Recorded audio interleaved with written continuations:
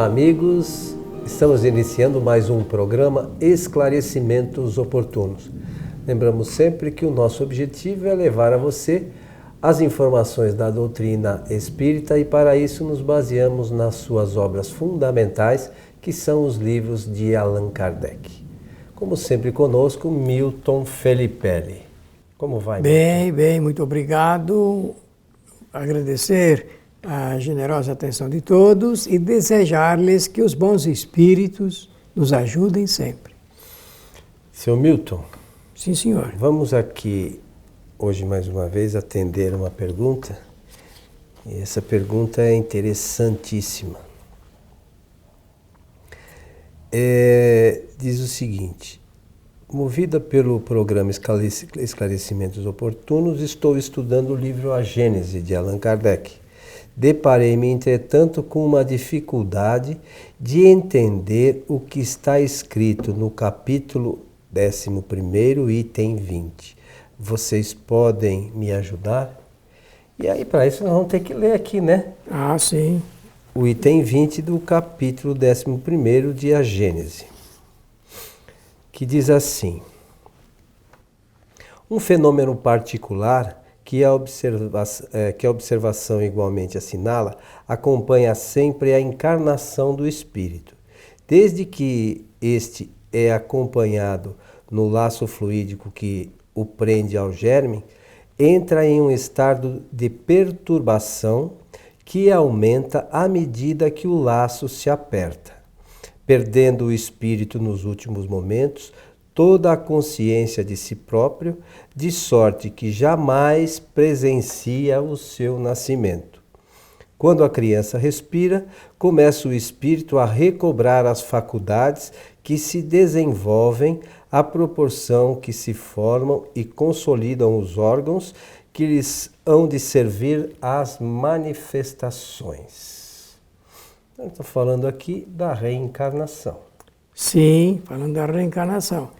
E é o único local onde nós temos uma descrição com pormenores das obras espíritas, com esse pormenor doutrinário.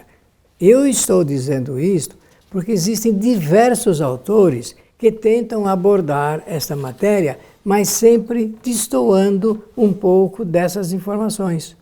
Então é muito importante que nós saibamos como é que funciona esta mecânica de ligação do espírito com a matéria desde o início da concepção.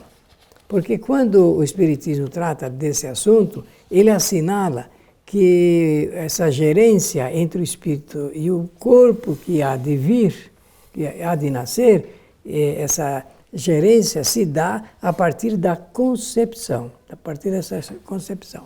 Então, o Espiritismo é a única doutrina que explica isso nesses detalhes. Por quê? Porque outras doutrinas nem aceitam a volta do espírito em uma nova encarnação.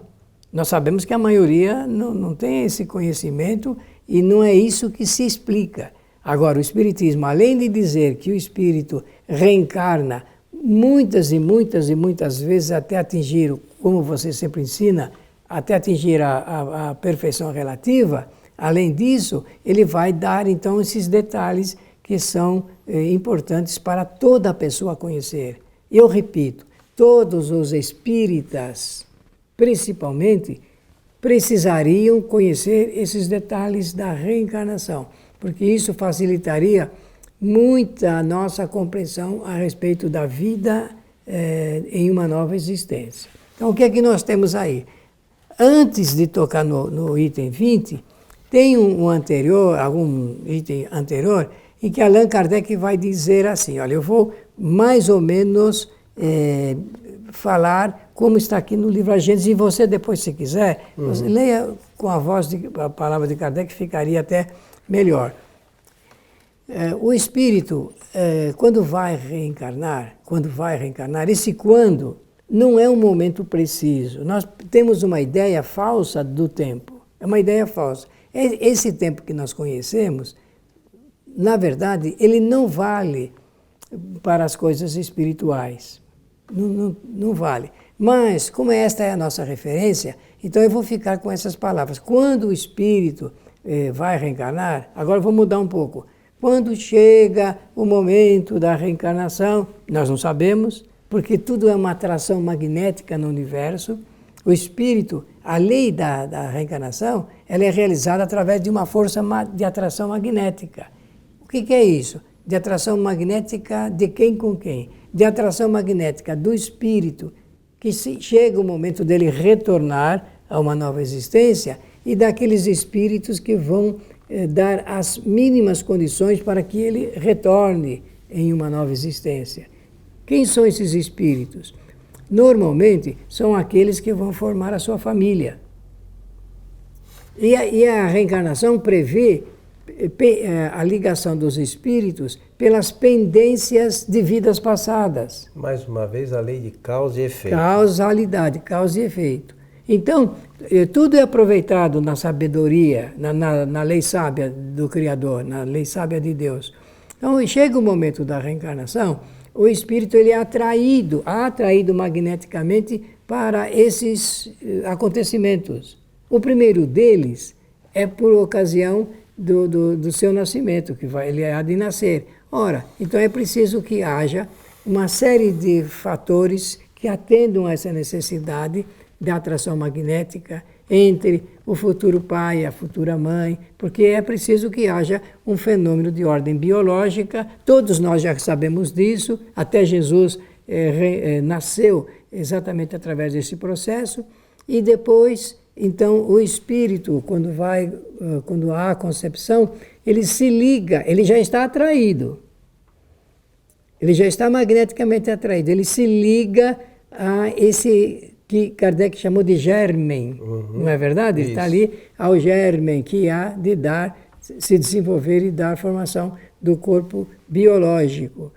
E há um fato que é simplesmente notável dessa engenharia, que é o seguinte: através do seu perispírito, porque nós temos um segundo corpo, além do corpo físico, temos um corpo chamado corpo fluídico.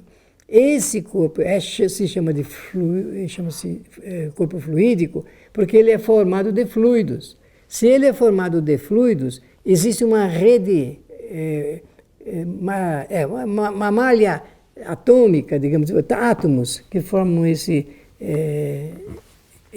corpo fluídico.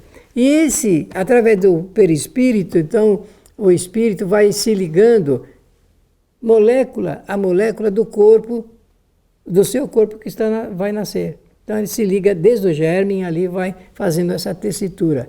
Na medida que desenvolve, vai se ligando a essas células, a essas moléculas do corpo físico. De tal forma que ele fica intimamente ligado com o corpo físico, ele obedece isso tudo. Então, só que no capítulo 20, ali no item 20, Kardec já está fazendo o inverso. Ele vai falar da desencarnação, de quando o espírito desencarna, não é isso? No capítulo 20. No item 20. Não, na verdade ele está falando que o espírito se liga molécula a molécula, Isso, não é isso? Isso aqui no 18. No 17. 17 e 18. E depois ele vai no capítulo 20, então, que você leu agora. No item 20. Isso, vai relendo que é para facilitar. Um fenômeno particular que a observação igualmente assinala acompanha sempre a encarnação do espírito. Isso. É sobre a encarnação. Desde que este é acompanhado no laço fluídico que o prende ao germe, entra em estado de perturbação que aumenta... Isso, tá bem. É que eu estava adiantando um pouco, mas vamos ficar por esse caminho mesmo. Então, o que acontece? Como é uma atração magnética e o espírito ele vai entrar numa nova existência, isso vai se estreitando, nesse estreitamento, o espírito vai como que... Olha, eu não estou dizendo que é assim, é preciso que a gente entenda bem as coisas na vida para não fazer confusão, mas é uma maneira que a gente tem de explicar. É como se ele pouco a pouco fosse adormecendo. Entendem? Eu não estou dizendo que isso acontece assim desse jeito, mas ele vai pouco a pouco... perdendo a consciência, né? Adormecendo mesmo a consciência, né?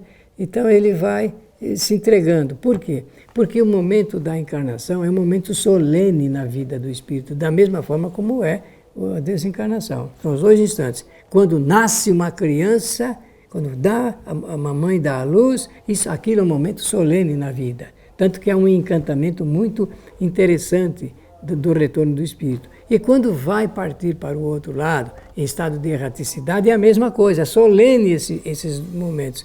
E o espírito, então, ele vai entrando como que numa dormência, até que dá a impressão que ele perde a consciência, mas recobra logo a seguir, quando há o nascimento.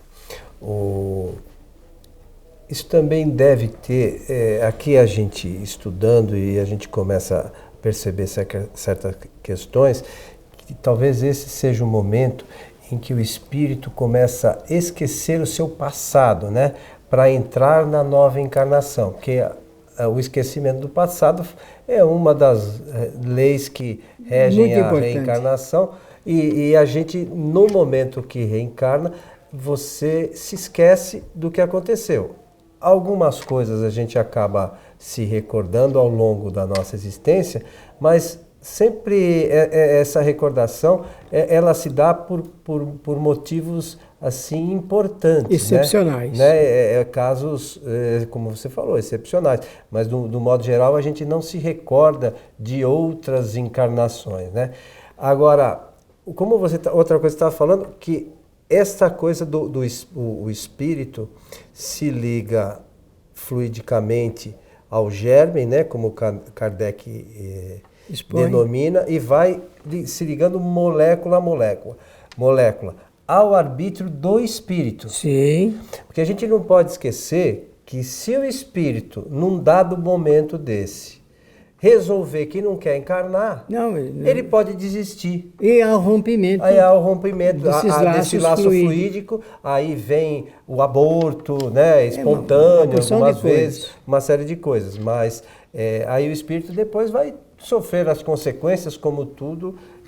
Boas ou más. A lei de causa e efeito também, neste caso, ela serve. Porque se o espírito está desistindo, é porque naquele momento ele já sabia que alguma coisa, talvez que ele não pudesse suportar, e falou, vou pular fora dessa aqui que eu não vou aguentar. Só que depois vai ter que, talvez não tenha uma oportunidade tão boa quanto aquela. Mas o fato é que, molécula a molécula, ele vai se ligando. E se estreitando esse laço. Né? E uma outra coisa, só que o espírito em si, ele não está inserido no corpo físico, é bom que se saliente. É o perispírito que se liga molécula a molécula. Né? E o perispírito, ele tem uma série de propriedades. É importante que a gente saiba que tem algumas propriedades, porque, por exemplo, quando nós dormimos, o nosso espírito... Expansão. É a propriedade de expansão. Então, nosso espírito vai ao longe, fica ligado fluidicamente, mas o perispírito se expande e ele se mostra em outros locais. Voltando, ele retrai. Então são duas, já citou duas. Já citamos duas, mas tem uma série de outras. Tem essa expansibilidade, de retrabilidade, tem a da conformidade com o ambiente, né, de qualquer ambiente, porque é uma propriedade dos fluidos, e da penetrabilidade. O perispírito pode atravessar paredes. A matéria não é limitador, né? Não é obstáculo, não. Então, são algumas questões que nós temos que entender relacionadas ao perispírito e essa ligação aí. Esse capítulo, inclusive, que começa no item 17, ele fala, Milton, como você sabe, o título dele é Encarnação dos Espíritos. Então começa nesse mesmo capítulo 11, no item 17, que é bastante interessante para que a gente entenda como se dá esse processo. Né? E olha, isso é importantíssimo para nós os espíritas. Outro detalhe, querido amigo Coelho, é o seguinte, nós estamos fazendo esses comentários dessa forma porque existem autores que publicaram suas ideias e que fazem um pensamento extravagante e diferente desse. Esse daí é da doutrina. Eu posso explicar isso em qualquer lugar, que não tenho risco nenhum, jamais vai acontecer coisa comigo, porque eu estou me limitando a dissertar sobre o que a doutrina espírita diz. E se tiver errado, a culpa é nossa, né? Porque a doutrina está certa, tá nós certinho. que não interpretamos direito. Isso, né? é a nossa capacidade de interpretação e de comunicação. Agora, existem autores, meus amigos, que de maneira diferente e de maneira extravagante chegam ao ponto de dizer que existem espíritos que ficam gerenciando para o espírito esse momento de enlace. De ligação. De ligação e de enlace. E tomam conta disso, sabe? Essa é uma extravagância que não tem sentido quando a gente fala de espiritismo. O espiritismo é muito simples. É eloquente, é verdade, no aspecto cultural, no aspecto intelectual, na área da comunicação, tem uma eloquência muito grande, mas é muito simples na forma em que como as coisas acontecem. Aliás, tudo na lei do Criador é simples. Tudo quanto Jesus dissertou, e ele dissertou sobre ciências, tudo é simples. Allan Kardec também foi um homem muito simples, um professor, e escreveu com simplicidade, mas os espíritas complicam, principalmente autores espíritas, tanto encarnados quanto desencarnados, e eu não sei qual é a razão, complicam aquilo que é simples. Eu não sei, a impressão que me dá muitas vezes é que não conhecem as obras fundamentais da doutrina, né? Por não conhecer, o Kardec fala no livro dos médiuns, dos espíritos sistemáticos, né? Por não terem o conhecimento aprofundado, eles inventam, criam os seus sistemas, criam uma série de coisas, e as pessoas, às vezes, são envolvidas pelaquela informação por também não conhecerem as obras fundamentais e acham que tudo aquilo é verdade. Isso é uma complicação mesmo. Então, vejam que coisa interessante. O espírito vai reencarnar. Esse é o fato. Quando o espírito vai reencarnar, além dele poder desenvolver esse fato através desses mecanismos que nós já citamos, ele recebe de presente a presença amiga do seu protetor espiritual. Que sempre está ao lado dele. E o que isso significa? Que desde o momento em que há uma disposição do espírito e uma aceitação dessa força magnética de atração da reencarnação, aí começa o trabalho do protetor espiritual. E vai proteger, vai dar assistência espiritual, esse sim, mas ele não faz as coisas, é apenas para sugerir ao espírito, em forma de aconselhamento, de reforço fluídico, a fim de ele suportar, que ele aceite a reencarnação, que vai ser muito bom, porque não é nada melhor do que estar neste mundo fazendo experiências novas, não é? Quem é que não gosta? Quem é que não tem prazer de estar aqui na Terra para fazer experiências novas e aumentar o seu conhecimento? Tudo isso é gratificado por essas informações contidas nas obras de Allan Kardec. Você sabe, Milton, que às vezes eu acho que as pessoas não entendem muito essas coisas, além de não estudar, porque muitos acham que a reencarnação é algo para sofrer. Né? Não é esse o objetivo da reencarnação. O nosso objetivo aqui é sempre aprender, ganhar conhecimento. Porque nós também, como falamos da lei de causa e efeito, tem a lei de evolução, e os espíritos todos vão evoluir e vão chegar à perfeição relativa. Então, cada encarnação é uma nova oportunidade.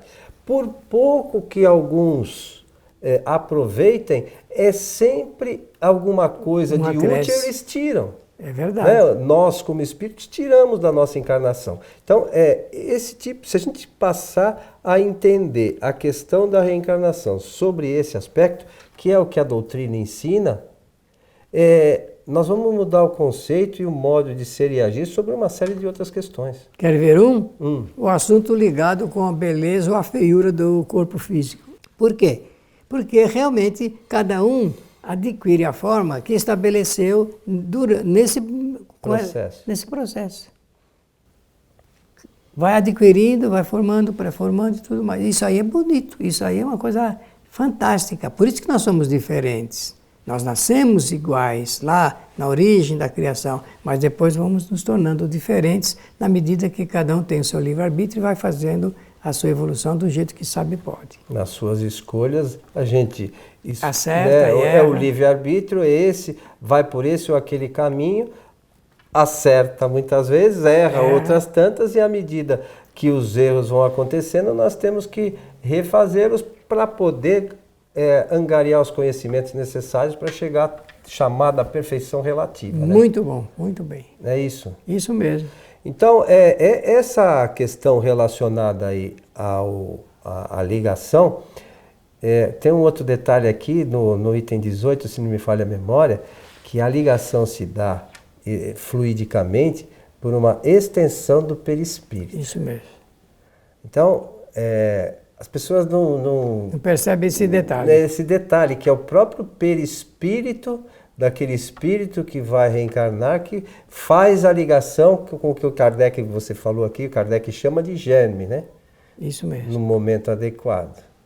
Mas é bom para a gente estudar, né, seu Milton? Uma beleza de estudo, uma beleza de estudo.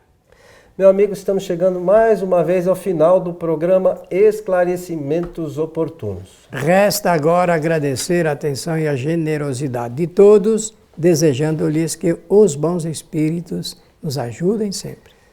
Mais uma vez, lembrando aqui, no capítulo 11 de A Gênese, no seu item 17, que começa esse capítulo que trata da encarnação dos espíritos. Então nós falamos aqui algumas coisas, se tem alguma coisa que não conhecida, foi erro nosso.